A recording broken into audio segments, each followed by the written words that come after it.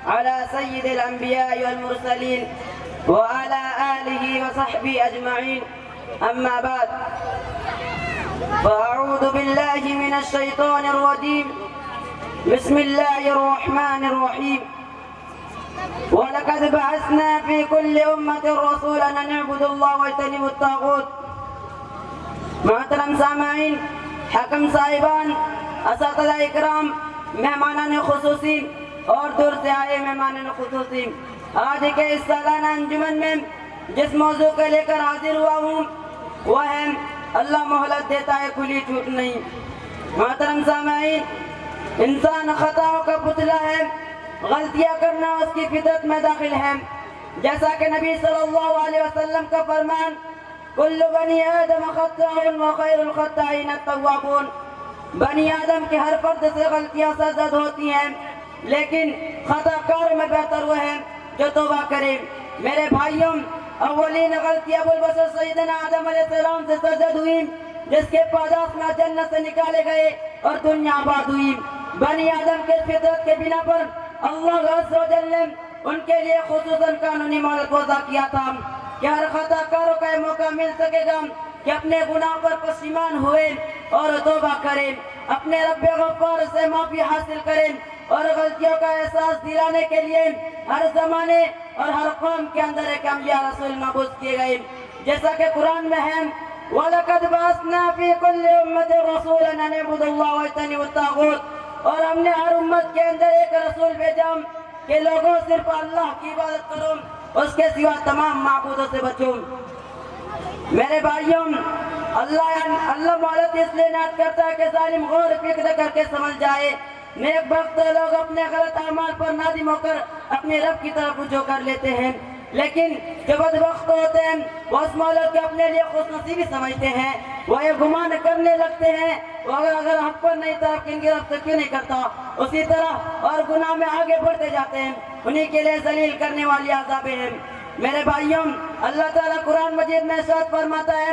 وَلَا يَحْسَبَنَّ الَّذِينَ كَفَرُوا أَنَّمَا نُمْلِي لَهُمْ خَيْرًا لِأَنفُسِهِمْ إِنَّمَا نُمْلِي لَهُمْ لِيَزْدَادُوا إِثْمًا وَلَهُمْ عَذَابٌ مُّهِينٌ۔ اور کافر لوگ ہماری دی مہلت کو اپنے حق پر بہتر نہ سمجھے، مہلت تو اس لیے ہے کہ گناہ میں اور آگے بڑھے جائے، انہی کے لیے ذلیل کرنے والی عذابیں ہیں۔ میرے بھائیوں، یعنی اللہ تعالیٰ اپنی حکمت و مشیت کے مطابق کافروں کو مہلت عطا فرماتا ہے، وقتی طور پر انہیں دنیا کی فراغت و خوشحالی سے فتوحات اور مال و اولاد سے نوازتا ہے۔ لوگ سمجھتے ہیں کہ ان پر اللہ کا فضل ہو رہا ہے، لیکن اگر اللہ کی نعمتوں سے فیضیاب ہونے والی نیکی اطاعت کا راستہ اختیار نہیں کرتے تو یہ دنیا نعمت فضل الہی نہیں مولتی، جن کے ان کے کفر و فسق میں اضافہ ہوتا ہے، بلاخر جہنم کے دائمی عذاب کے مستحق قرار پاتے ہیں، یا جنہیں عمارت و سرداری حاصل ہوتی ہے اللہ مال و اولاد سے بھی نوازتا ہے، وہ خوشگمانی کے آخریات کو پہنچ جاتے ہیں۔ اگر اللہ ان سے راضی نہ ہوتا تو یہ نعمتیں نیکی میسر ہو سکتی تھی، ان پر انعامات کی بارش کیوں ہوتی، لیکن قانونی مہلت کو فراموش کرتے جاتے ہیں، جیسا کہ اللہ کے نبی صلی اللہ علیہ وسلم فرماتے ہیں جب تم دیکھو کہ نافرمانی کے باوجود کسی کی اس کی خواہشات کے مطابق دے رہا ہے تو یہ ڈیل دینا ہے۔ پھر آپ نے آیت کریمہ تلاوت فرمائی فَلَمَّا نَسُوا مَا ذُكِّرُوا بِهِ فَتَحْنَا عَلَيْهِمْ أَبْوَابَ كُلِّ شَيْءٍ حَتَّى إِذَا فَرِحُوا بِمَا أُوتُوا أَخَذْنَاهُمْ بَغْتَةً فَإِذَا هُمْ مُبْلِسُونَ۔ پھر جب وہ لوگ ان چیزوں کو بول رہے ہیں جن کی ان کی نصیحت کی جاتی تھی تو ہم نے ان پر ہر چیز کے دروازے کو کشادہ کر دیے، یہاں تک کہ ان چیزوں پر جو کہ ان کو ملتی تھی وہ خوب اترا گئے، ہم نے ان کو داغ وطن پکڑ لیا، پھر تو بالکل مایوس ہو گئے۔ محترم سامعین، ابو البشر آدم علیہ السلام کے بعد جو روئے زمین پر فساد برپا ہوا، لوگ ظلم و سرکشی کرنے لگے تھے، تو اللہ تعالیٰ نے ان کی ہدایت رہنمائی کے لیے نوح علیہ السلام کو مبعوث کیا، اور یہ قانونی قدرت تھی تاکہ سارے نوبت تک نوح علیہ السلام ان کی ہدایت کے لیے سرگوشا رہے، لیکن پھر بھی اپنی اطاعت پر آمدہ نہیں ہوا، سب کے سب رکھ کر دیے گئے۔ اللہ کا یہ قانونی مہلت تمام اقوام پر نافذ ہوا، سب قوموں کو یہ موقع فراہم کیا گیا کہ اپنی رویش کی طرف کر کے اطاعت کا راستہ اختیار کر لے، لیکن وہ اس مہلت کو انعام سمجھ کر حد سے تجاوز کرنے لگے، انجامی کار عذابی الہی سے دوچار ہونا پڑا، جبکہ کفار مکہ نے نبی آخر الزمان صلی اللہ علیہ وسلم کی تذکیر کی جس کو کبھی کھاتے رہنے لگے، تو اللہ عز و جل نے آپ کی تسلی کے لیے یہ آیت کریمہ نازل فرمائی، وَإِن يُكَذِّبُوكَ فَقَدْ كَذَّبَتْ قَبْلَهُمْ قَوْمُ نُوحٍ وَعَادٌ وَثَمُودُ وقوم إبراهيم وقوم لوط وأصحاب مدين وكذب موسى فأمليت للكافرين ثم أخذتهم فكيف كان نكير۔ اگر یہ لوگ آپ کو جھٹلائیں، اس سے پہلے نوح کی قوم عاد اور سمود، قوم ابراہیم اور قوم لوط اور مدین والے بھی اپنے اپنے نبیوں کو چڑھا چکے ہیں اور چڑھا جا چکے ہیں، بس میں نے کافروں کو یوں ہی سی مہلت دی، پھر میں نے انہیں پکڑ لیا تو میرا عذاب کیسا ہوا۔ یعنی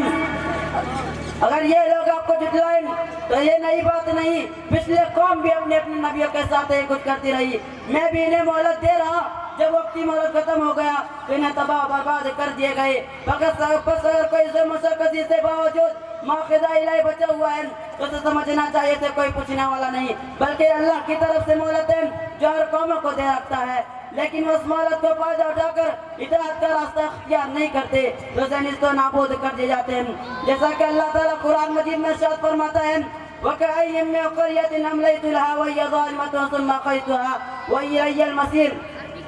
بہت سے انصافی کرنے والے بستیوں کو میں نے ڈھیل دی، پھر میں نے انہیں پکڑ لیا، میرے طرف لوٹ کر آنا ہے۔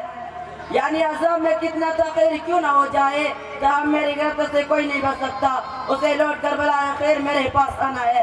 دنیا کی بڑی بڑی طاقتوں اور سپر پاور بھی اللہ کی نات کردہ مہلت سے استفادہ نہ کرنے کی صورت میں تباہی و بربادی کا سامان کرنا پڑا۔ قوم سمود جو پہاڑوں کے طرف بطور یادگار قلعہ تعمیر کیا کرتی تھی، قوم عاد جسے اپنی طاقت پر بہت ہی ناز تھا، وہ کہا کرتے تھے ہم سے زیادہ طاقتور کون؟ فرعون جو نا ربکم الاعلی کا دعویدار تھا، نمرود جس کے خزانوں کا کوئی شمار نہیں تھا، کوئی بھی اللہ کے مضبوط گرفت سے بچ نہیں سکا، قیصر و کسریٰ کے نشان مٹ گیا، برٹش امپائر، سوویت یونین، روس کا عربی مختلف نہیں ہوا، اب دور حاضر کا سپر پاور امریکہ جو اپنے سائنس اور ٹیکنالوجی کے ترقی اور طاقت کے گرو میں ساری دنیا کے اندر دہشت پھیلائے ہوئے ہیں اور کوئی اسے روکنے والا نہیں، تو اس خوش بختی کی دلیل نہیں، یہ قدرت کی دی مہلت ہے تاکہ ظلم و سرکشی میں حد سے گزر جائیں، پھر کوئی اسے بچانے والا نہ ہوگا، کیونکہ اللہ کی پکڑ انتہائی مضبوط ہے۔ حدیث میں آتا ہے ان اللہ علی یملی للظالم حتی اذا اخذہ لم یفلتہ قال ثم قرار، اللہ